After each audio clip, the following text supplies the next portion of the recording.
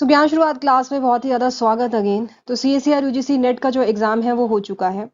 जून 2026 CSIR UGC net का exam हो चुका है। तो अब हम लोग क्या करें, what next, what should be done next. तो सबसे पहले तो आप लोगों के बहुत ही ज़्यादा आप लोगों के जो है रिस्पॉन्सेज आ रहे हैं कि ये जो एग्ज़ाम है लाइफ साइंसेस का, तो कुछ कैंडिडेट्स कह रहे हैं कि ये इजी है, कैंडिडेट्स जो है ये भी कह रहे हैं कि मॉडरेट लेवल का ये एग्जाम रहा है, और कुछ ये भी कह रहे हैं, कुछ कुछ कैंडिडेट्स को जो एग्जाम जो है ये टफ लगा है। तो अगर क्वेश्चंस की बात करें कि किस तरीके के क्वेश्चंस फ्रेम हुए थे, तो वी कैन से ओवरऑल जो है पार्ट A B C में हर तरीके के क्वेश्चंस जो है वो देखे गए हैं। ABC की बात करें, और जो सरप्राइजिंग बात थी एज वी डिस्कस्ड वो पार्ट C में थी इस बार। पार्ट सी में तो देयर वर क्वेश्चंस ऐसे लग रहे थे कि पार्ट सी में ऐसे ऐसे क्वेश्चंस आए हुए थे जो पार्ट बी के क्वेश्चंस लग रहे थे। सो वी नो कि पार्ट सी जो है अपने आप में ही एक ऐसा सेक्शन है जिसमें जो है मैक्सिमम स्कोर हम लेके आ सकते हैं। सेक्शन सी इट्स और पार्ट सी ऐसा सेक्शन है क्योंकि इसमें जो है ऑप्शंस बहुत होते हैं। There are a lot lot lot of options, right. तो 75 में से 25 क्वेश्चंस हमको करने होते हैं, और अगर काफी क्वेश्चंस इजी आ गए या काफी क्वेश्चंस मॉडरेट भी आ गए, तो कॉमन सेंस लगा के जो है यहाँ से मैक्सिमम स्कोर हम ले आए पार्ट सी में, तो वहां से आराम से वी कैन प्रेडिक्ट, ये पता लग जाता है कि JRF जो है हमको मिल जाएगा। Part C yes is the deciding factor, is one of the बढ़िया अगर हो रहा है सेक्शन सी और पार्ट सी, तो हम लोगों को आइडिया लग जाए कि JRF इतना हम मिनिमम स्कोर जो है स्ट्रैटेजी लगाते इतना हम ले आए हैं marks, and we will get JRF this time. So अंदाजा लग जाता है। तो अगर ये एग्जाम काफी इजी रहा है, तो there is a high probability, if it's very easy, जो कि रिस्पॉन्सेज आ रहे हैं, तो हाई कट ऑफ जाने के हाई चांसेस हैं। और हम और एग्जाम्स में भी देख रहे हैं कि काफी जो कट ऑफ है वो जा रही है, चली जाती है काफी हाई भी। मॉडरेट अगर ये एग्जाम रहा है, तो लास्ट टाइम की तरह जो कट ऑफ है वो जितनी रही उसके आसपास आएगी। But yes, if it's a very easy, तो देर आर हाई चांसेस कि इस बार की जो कट ऑफ है वो हाई जाएगी। Now let's wait for the answer keys as we discussed. But now what should be done next. तो आप लोग जो है क्या कर रहे होंगे, आप लोग जो है वेट करेंगे प्रोविजनल आंसर्स कीज कब आएगी। सो ये हमारे नेक्स्ट स्टेप्स है। सो प्रोविजनल आंसर की का हम लोग वेट कर रहे हैं, ताकि हमारे जो रिकॉर्डेड रिस्पॉन्सेज जो आएंगे उसे हम लोग जो है मैच कर पाए आंसर्स। तो वंस द प्रोविजनल आंसर की इज आउट, जो भी हमारे रिकॉर्डेड रिस्पॉन्सेज हैं, हम लोग देखेंगे कि हम ऐसा ऐसा ऐसा ये एग्जाम करके आए थे, और फिर उसको बाद में हम जो है फाइनल जो आंसर की जो ऑफिशियल आंसर की जब आ जाएगी उससे मैच करेंगे।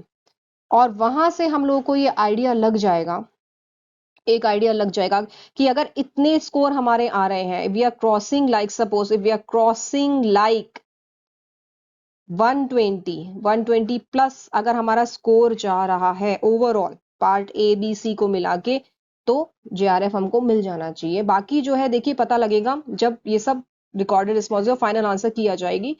ओवरऑल लगाते हुए एक्सपेक्टेड जो कट ऑफ है वो इतनी जानी चाहिए। सो 120 प्लस, और if you are scoring above 125, so yes JRF मिल जाना चाहिए।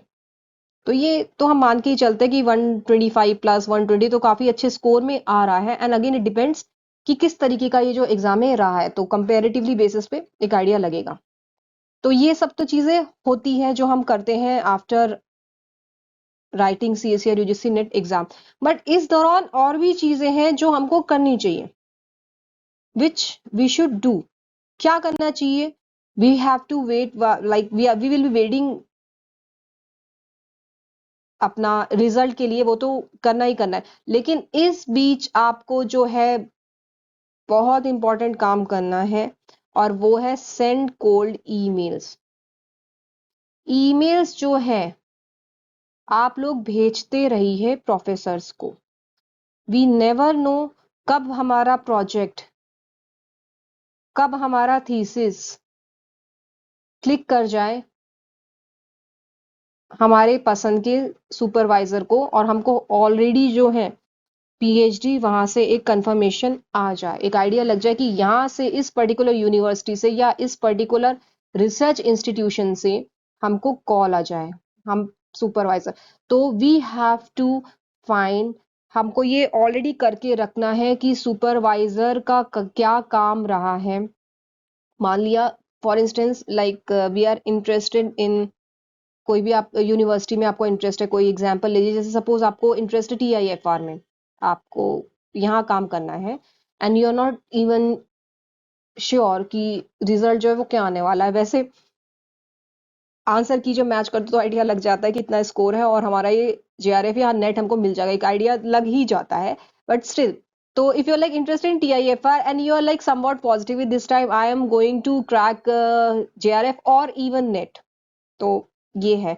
या फिर आपके पास ऑलरेडी जो है डीबीटी जेआरएफ है, या कोई और फेलोशिप है आपके पास, any other fellowship other than CSC और UGC NET JRF, DBT JRF हो गया, आईसीएमआर जेआरएफ अगर आपके पास में है, अभी भी वैलिड है, आपके पिछले साल का भी वैलिड है, तो आप जो है टीआईएफआर के अपने पसंदीदार जो आपके सुपरवाइजर्स है, जो साइंटिस्ट हैं, जो प्रोफेसर है, उनकी प्रोफाइल बहुत अच्छे से विजिट कीजिए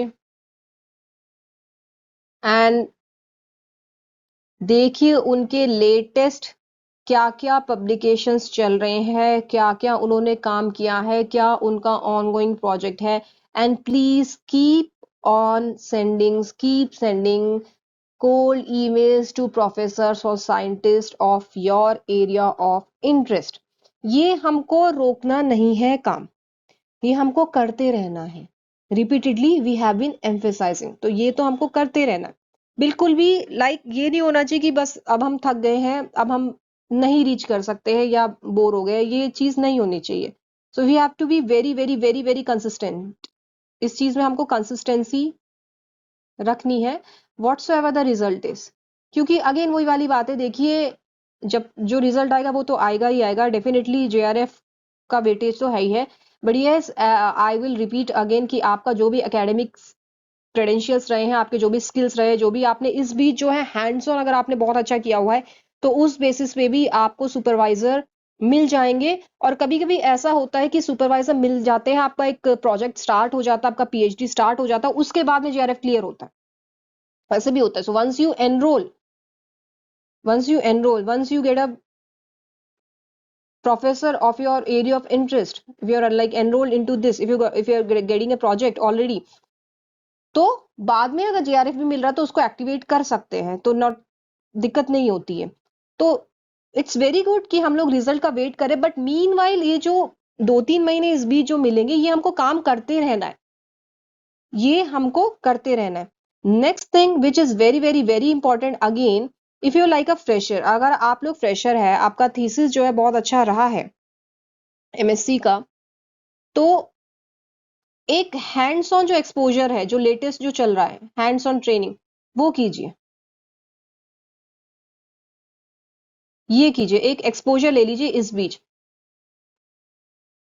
2-3 मंथ्स की, क्योंकि हमारे पास समय है, तो हम लोग अपना हैंड्स ऑन ट्रेनिंग जो है ये गेन कर सकते हैं इस बीच, गेन कीजिए इसको, क्योंकि वो आपके सीवी में ऐड हो जाएगा, आपके रिज्यूमे में ऐड हो जाएगा, और बिल्कुल क्योंकि लेटेस्ट वर्क होगा, तो अगर आपका जब इंटरव्यू होगा यू विल जस्टिफाई कि yes you know this hands on training, so that matters again. So wet lab exposure is a very good thing. If interested in bioinformatics, go for dry lab things. तो ये सब जो है आजकल सब latest available है, dry lab related भी, with the help of AI हम लोग ड्राई लैब भी कर सकते हैं, courses are there, and even wait lab exposure if you are like interested, if you want to continue ऐसा प्रोजेक्ट या पीएचडी करना चाह रहे हैं जो वेट लैब बेस्ड है, तो दोनों ही जो है देखिए मर्ज होके भी प्रोजेक्ट्स निकलते हैं। और वेट लैब तो होता ही होता है, लेकिन कहीं कहीं पे इंटायरली ड्राई लैब भी होता है। इफ आई टॉक ऑफ आईबीएबी, तो डिपेंड्स अगेन कौन कौन सी यूनिवर्सिटी और सुपरवाइजर्स का क्या काम है, किस फील्ड में है वो। तो ये अपने आप में ही वेटेज डेफिनेटली कैरी करता है इफ अगर आप एक्सपर्ट है उसमें। तो वेट लैब की भी अपनी वैल्यू है, और ड्राई लैब रिलेटेड बायोइन्फॉर्मेटिक्स और कंप्यूटेशनल टूल्स की भी अपनी एक वैल्यू है, वेटेज दोनों की अच्छी खासी है। सो गेन दैट, उसमें आप हैंड्स ऑन कीजिए, वो सीखिए, ऑनलाइन सीखिए, ऑफलाइन सीखिए, जरूर कीजिए।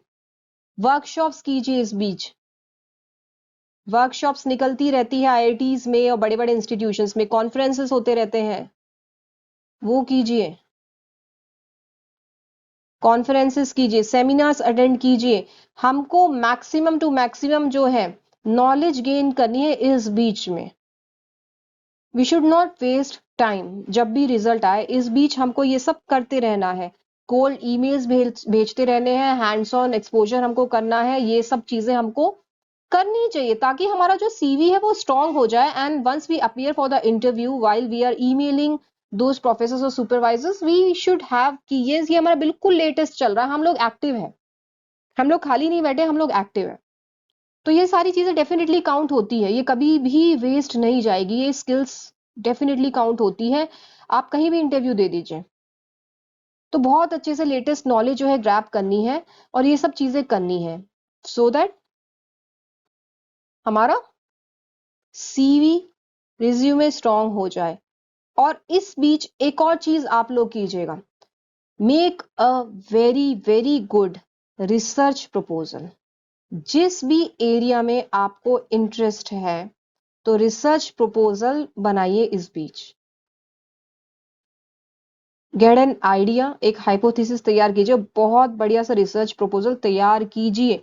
If you are sending a research proposal, अगर आपका रिसर्च प्रपोजल बहुत अच्छा है, स्पेशली अगर बहुत अच्छी इस तरीके का थीसिस आपने हाइपोथेसिस क्रिएट किया है, बनाया है, जो बहुत अच्छी जर्नल्स में पब्लिश हो सकता है, तो आपका आइडिया क्लिक कर जाएगा उन साइंटिस्ट को या प्रोफेसर्स को, एंड दे विल डेफिनेटली वो आपसे बात करेंगे, आपको रिस्पॉन्सेस देंगे।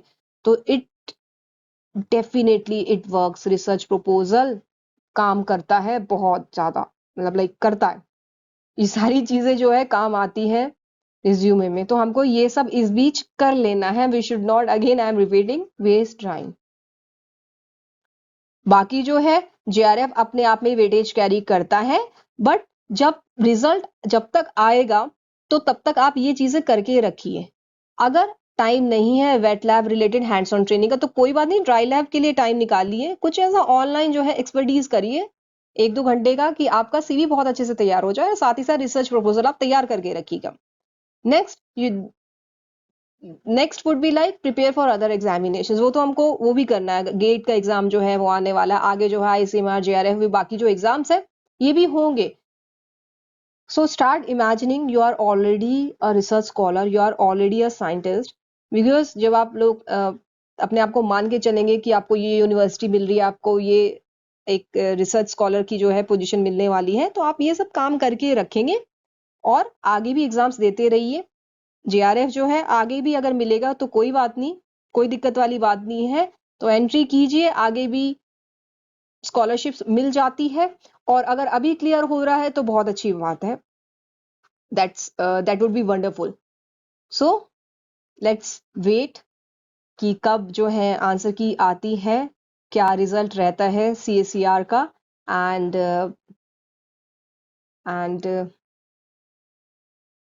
all the very best. Stay in touch with us. Thank you so much.